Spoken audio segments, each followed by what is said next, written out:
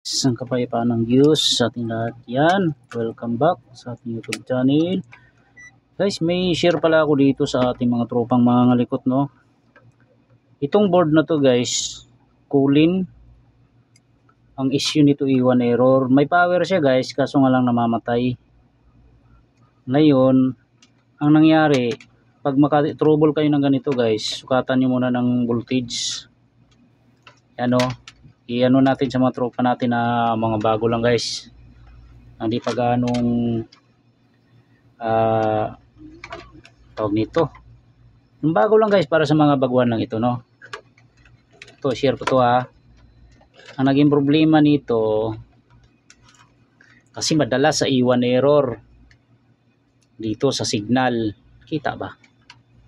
Hindi yata makikita ah. Yan, i-zoom natin. Yan. Ay, yan, i-adjust ko muna yan. Ay, sumubra yata. Yan ako muna. Madalas sa iwan error guys. Yan, pag may power siya, dito tayo sa signal. Nagkaroon ng problema. Yan. Na-check ko na yan. Okay naman. Ang nakita kong problema nito guys, ito no. Sinukatan ko ng voltahe yung ating IPM, ang taas ng voltahe niya, maabot ng 27 volts over voltage. Kaya namamatay yung ating board, pati hindi siya. Yan. Tingnan nyo to. Itong ano na to, naayos ko na to. Turo ko mamaya ano naging problema niya.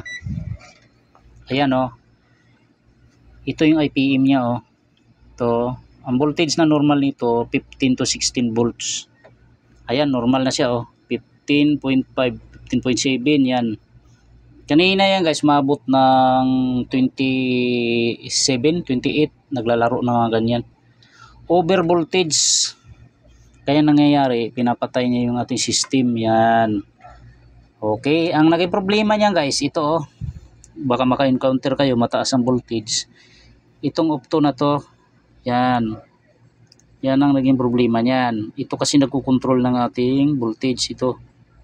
Itong opto na to. Kaya mataas ang voltahe nito. Maabot ng 27 volts. Yan, pinalitan ko na yan ng bago. Ayan ang nangyayari. Ito na ang voltage niya ngayon.